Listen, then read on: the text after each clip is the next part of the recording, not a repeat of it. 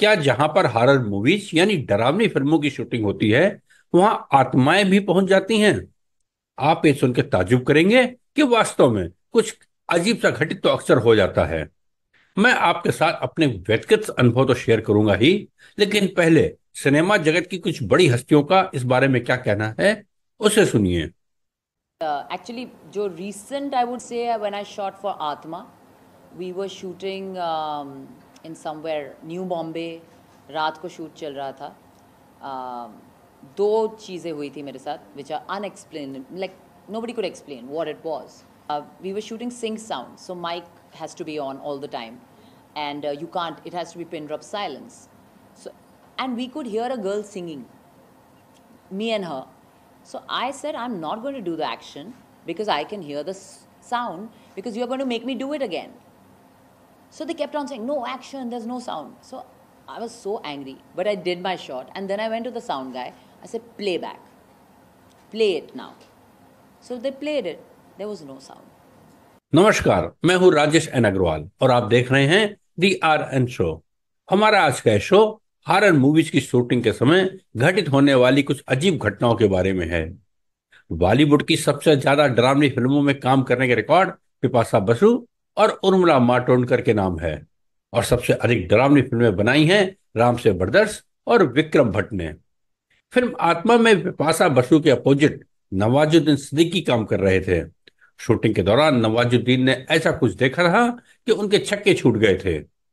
Court का scene था, जो हम लोग वहां बैठे हुए थे, सीन कर रहे थे। अचानक एक फ्रेम था और सीन चलते हुआ अपने आप ही वो फ्रेम ऐसे हुआ, राइट में रोटेट हुआ और फिर अपने आप ही सीधा हो गया। और वो मैं सीन कर रहा था, मैं देख रहा था उसको और डायलॉग भी बोला, वैसे देखा है।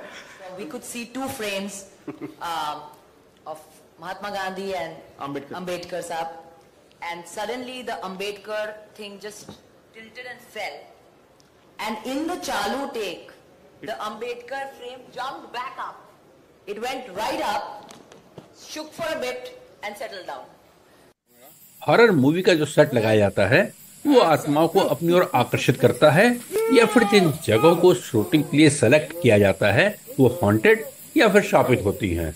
इस बारे में कुछ भी कहना मुश्किल है, किंतु इतना अवश्य है कि शूटिंग के समय विचित्र घटनाएं घटित होने से फिल्म एक्टरों के चेहरे पर जो भय पैदा होता है उससे फिल्मों में जान आ जाती है।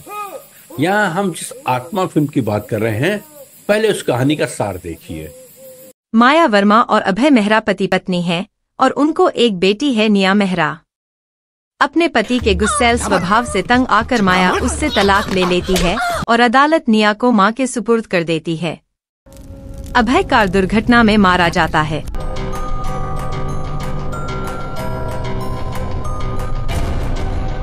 निया को मारकर अपनी दुनिया में ले जाना चाहता है। आपके पति वापस आ चुके हैं, वो आपकी बेटी को ले जाने आए हैं। मामा पापा को कहो ना, हम जम खेल रहे हैं। निया सुनो, देखो मामा को देखो, don't move, I am coming. इससे माया डर जाती है और अभय की आत्मा से छुटकारा पाने के लिए अनुष्ठान कराती है। अभय तांत्रिक को भी मार देता है। इसके बाद वह माया को बहुत टार्चर करता है। तांत्रिक ने माया को बताया था कि जब तक वो अपनी बेटी के साथ प्यार के अटूट बंधन में रहेगी, अभय की आत्मा दोनों में से किसी को नुकसान नहीं पहुंचा सकेगी। अब बात मेरे निजी अनुभव की।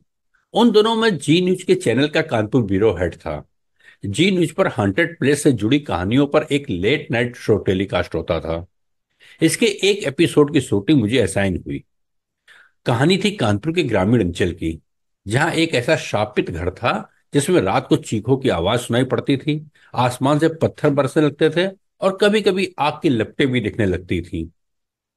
रात में तो वहां जाने किसी की हिम्मत नहीं पड़ती, किंतु जब सवेरा होने पर गांव वाले वहां जाते तो उन्हें वहां सब कुछ सामान नहीं मिलता। मैंने निर्णय लिया कि एक रात वहां रुका जाए और सब कुछ अपने कैमरे में कैद किया जाए। मेरा कैमरामैन शांदू लाल भी काफी देर था।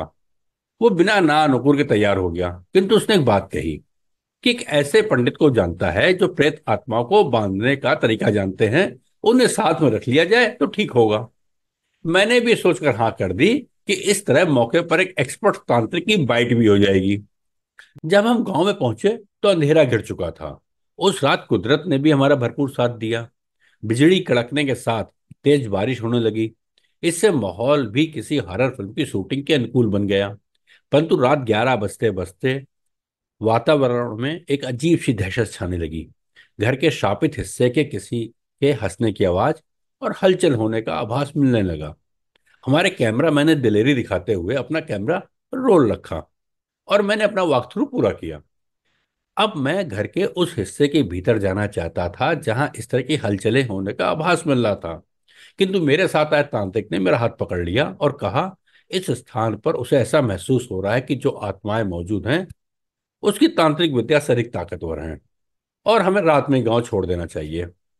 फिर भी मैं अंदर जाना चाहता था क्यों मेरा इन चीजों पर विश्वास नहीं था, किंतु मेरे कैमरा पर्सन ने बताया कि टेप कैमरे में फंस गया है और आगे शूटिंग नहीं हो सकती। हॉरर फिल्मों में भी अक्सर ऐसे दृश्य दिखाए जाते हैं जिसमें सीसीटीवी रिकॉर्डिंग बंद हो जाने की बात कही जाती है और वहां पे जो कुछ घटित होता है उस कैमरे में रिकॉर्ड नहीं होता।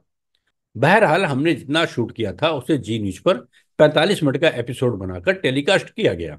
बेहद स्वाभाविक लगने वाले इस एपिसोड के लिए चैनल ने मुझे कई गुना अधिक पारिश्रमिक का भुगतान भी किया। ये एपिसोड आज भी जी न्यूज के आर्काइव में मौजूद है, किंतु मैं आज तक ये नहीं जान पाया कि उस दिन क्या हमें हॉन्टेड कोठरी में शूट करने से रोकने के लिए किसी अनजान शक्ति ने कैमरे में गड़बड़ी पैदा कर दी थी अथवा ये कोई तकनीकी खराबी थी जो अक्सर स्वाभाविक तौर पर होती रहती है। मशहूर क्राइम जर्नलिस्ट शम्स ताहिर खान से तो आप सबने क्राइम स्टोरी सुनी होगी।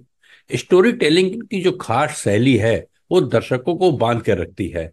एक बार उन्होंने भी अपना अनुभव शेयर करते हुए बताया था कि हॉन्टेड प्लेस पर शूटिंग के दौरान उनके साथ क्या विचित्र घटित हुआ था। कॉपीराइट नियमों के कारण हम आपको वह वीडियो तो नहीं दिखा सकते, किंतु हमने उसका लिंक नीचे डिस्क्रिप्शन में दे दिया है। ट्राइएंगल के रहस्यों का सनसनीखेज खुलासा। धरती की वह जगह जहां मौत का त्रिकोण बनता है। उत्तरी अटलांटिक सागर के इस त्रिकोणीय क्षेत्र से गुजरने वाले जहाज कहां लापता हो जाते हैं किसी को पता नहीं चलता। 20वीं सदी में 2 शिप जिनके नाम एलन हास्टिंग और मेरी सेलेस्ट थे बरमूडा ट्राइएंगल से गुजरे और फिर इसके बाद उन्हें किसी ने नहीं देखा।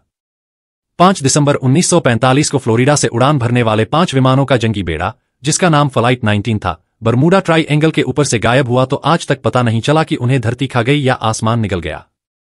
परंतु जब अमेरिका के राष्ट्रपति को ले जाने वाला विशेष विमान बरमूडा ट्राइएंगल के ऊपर से लापता हुआ तो पूरी दुनिया में हड़कंप मच गया। राष्ट्रपति को बचाने के लिए नौसेना का खोजी टीम भेजी गई। इस रेस्क्यू टीम को समुद्र की तहलटी में बरमूडा ट्राइएंगल से लापता हुए अनेक जहाजों का मलबा मिला और इसके बाद हुआ इस मौत के ट्राइएंगल का राजफाश। बरमूडा ट्राइएंगल के रहस्य का सनसनीखेज खुलासा देखने के लिए वीडियो के अंत में आने वाले आइकॉन पर क्लिक कीजिए।